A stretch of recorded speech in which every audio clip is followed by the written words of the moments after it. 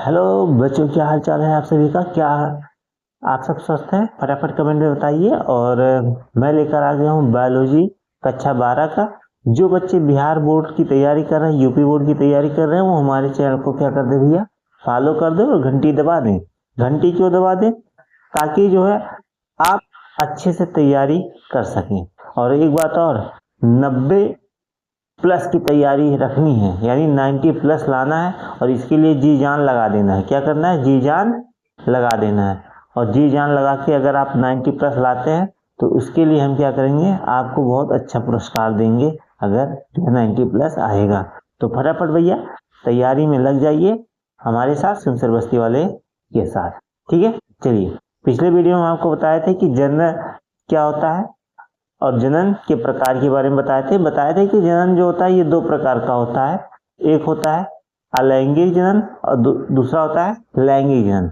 और इसी के बारे में, यानी लैंगिक जनन और अलैंगिक जनन दोनों के बारे में विस्तार से पढ़ेंगे। एक एक टॉपिक पढ़ते चलेंगे, क्योंकि अभी हमारे पास समय बहुत है। और रेगुलर पढ़ेंगे तभी हम लोग का क्या होगा, उद्धार होगा। ठीक है, तो अगर आप भी 90 प्लस लाना चाहते हैं तो भैया सबसे पहले क्या करिए, जो है सब्सक्राइब वाला बटन दबा दीजिए और घंटी दबा दीजिए, ताकि हर वीडियो आप तक पहुंचे। चलिए बोर्ड पर आते हैं। सबसे पहले देखिए कि अलैंगिक जनन क्या होता है। अलैंगिक जनन क्या होता है, बहुत आसान परिभाषा लिखे हैं, आप नोट करते चलिए, नोट बनाइए, नोट बहुत जरूरी है। और जिन बच्चों को जो है पीडीएफ नोट्स चाहिए वो फटाफट कमेंट में बता देंगे। ठीक है, और जब कमेंट आप करेंगे तो हम टेलीग्राम पे एक चैनल बनाएंगे और उस पर सारा चैप्टर का जो है पीडीएफ आप तक पहुंचा देंगे। ठीक है, चलिए। जब कोई जीव बिना नर और मादा युग्मक के, ध्यान से समझिए, जब कोई जीव बिना नर और मादा युग्मक के नए जीव का निर्माण करता है, क्या करता है, नए जीव का निर्माण करता है, तो उसे अलैंगिक जनन कहते हैं।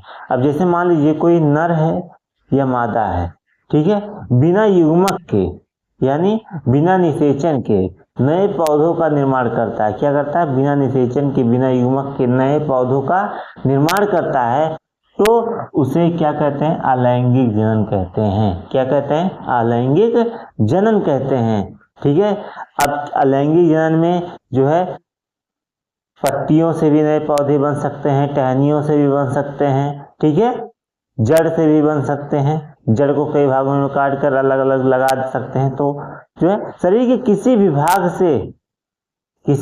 से नए पौधे का अगर निर्माण हो रहा है तो वो क्या कहलाता है, अलैंगिक जनन कहलाता है। ठीक है, अलैंगिक जनन में केवल एक जनक की आवश्यकता होती है। कितने जनक? एक जनक की आवश्यकता होती है। जैसे हम बताए थे आपको ना कि लैंगिक जनन में दो जनक की आवश्यकता होती है, नर और मादा, मतलब एक मम्मी और एक पापा। जब तक मम्मी और पापा नहीं रहेंगे तब तक लैंगिक जनन नहीं होगा। लेकिन अलैंगिक जनन में क्या होता है, चाहे मम्मी रहे और चाहे पापा रहे, दोनों में से अगर कोई एक है तो नए संतान की उत्पत्ति हो सकती है। और इसी क्रिया को ही क्या कहते हैं, अलैंगिक जनन कहते हैं। आपको अच्छे से समझ में आ गई होगी।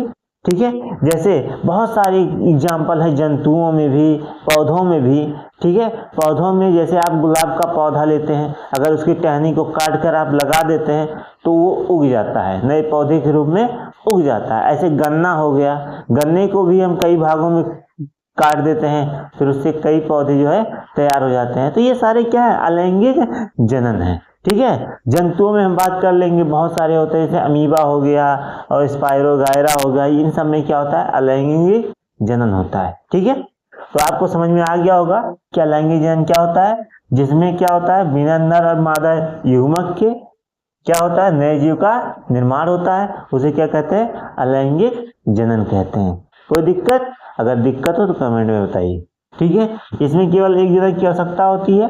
क्लियर है? चलिए, ये जो अलैंगिक जनन होते हैं ना, ये कई प्रकार के होते हैं। अलैंगिक जनन क्या होते हैं, कई प्रकार के होते हैं, मतलब एक प्रकार के नहीं, कई प्रकार के होते हैं, जिसके बारे में हम विस्तार से लिखे हैं। सबसे पहला होता है क्या, खंडन। सबसे पहला क्या होता है, खंडन। फिर क्या होता है, विखंडन। क्या होता है, खंडन, विखंडन। फिर होता है पुनर्जनन। फिर होता है क्या, बीजाणु जनन। फिर पुनरुद्ध भवन, मुकुलन, कलिका। ठीक है, कलिका, ठीक है। फिर होता है द्विविखंडन, जो लिखे नहीं है, आगे जब पढ़ाएंगे तो नोट करवा देंगे। ठीक है, तो ये सारे जो आप देख रहे हैं ये सारे क्या है, अलैंगिक जनन के प्रकार हैं। ठीक है, एक और होता है कायिक जनन भी होता है। क्या होता है, कायिक जनन होता है। समझ में आया ना, कायिक जनन होता है। ठीक है, तो इतनी बातें आपको समझ में आ गई होंगी। ठीक है, तो दो चीजें नहीं लिखे हैं, द्विविखंडन नहीं लिखे हैं और कायिक जनन नहीं लिखे हैं, तो आप सब इसको नोट कर लीजिएगा। ठीक है, तो आपको अलैंगिक जनन के बारे में समझ में आ गया, अलैंगिक जनन के प्रकार है ये। ठीक है, और इसके बारे में हम एक एक करके एक एक हेडिंग पढ़ेंगे। तो सबसे पहले हम क्या पढ़ने वाले हैं, खंडन पढ़ने वाले हैं। कौन सा जनन, खंडन जनन। ठीक है, अब देखिए इसमें क्या होता है, इसमें एक परिपक्व जीव का, देखिए इसमें एक परिपक्व जीव का शरीर दो या दो से अधिक भागों में टूट जाता है। यानी कोई जीव है और वो जीव दो या दो से अधिक भागों में क्या होता है, टूट जाता है, उसका शरीर दो या दो से अधिक भागों में टूट जाता है, और प्रत्येक भाग यानी प्रत्येक टुकड़ा नया जीव बन जाता है। यानी जैसे मान लीजिए मार्कर है ना, इस मार्कर को हम मान लेते हैं कोई जीव है, अब इसको हम जितने भागों में तोड़ेंगे उतने नए जीव बन जाएगा, और जितने नए जीव बनेगा, ठीक है, तो इसी क्रिया को क्या कहेंगे, खंडन जनन कहेंगे। कौन सा जनन कहेंगे, खंडन जनन। जैसे आप एग्जांपल में लिख सकते हैं क्या, स्पायरोगाइरा। क्या लिख सकते हैं, स्पायरोगाइरा लिख सकते हैं। अब जैसे यहाँ देखिए स्पायरोगाइरा का हम चित्र बनाए हैं, ये स्पायरोगाइरा है। अब यहाँ पे देखिए ये जो है स्पायरोगाइरा दो भागों में टूट गया और दोनों भाग संतान के रूप में जो है नए जीव के रूप में विकसित हो गए। ठीक है, तो स्पायरोगाइरा को जो है आप खंडन जनन के उदाहरण में लिख सकते हैं। ठीक है, इसी प्रकार अगला हेडिंग हम पढ़ेंगे अगले क्लास में, विखंडन के बारे में। ठीक है, और द्विविखंडन के बारे में। ठीक है, दोनों एक साथ पढ़ेंगे, विखंडन और द्विविखंडन। उसके बाद पढ़ेंगे क्या, पुनर्जनन, फिर बीजाणु जनन। एक एक टॉपिक करके क्लियर करते हुए चलेंगे एकदम विस्तार से। ठीक है, चलिए तो आज का क्लास यहीं तक, फिर मिलते हैं अगले वीडियो में। जय हिंद।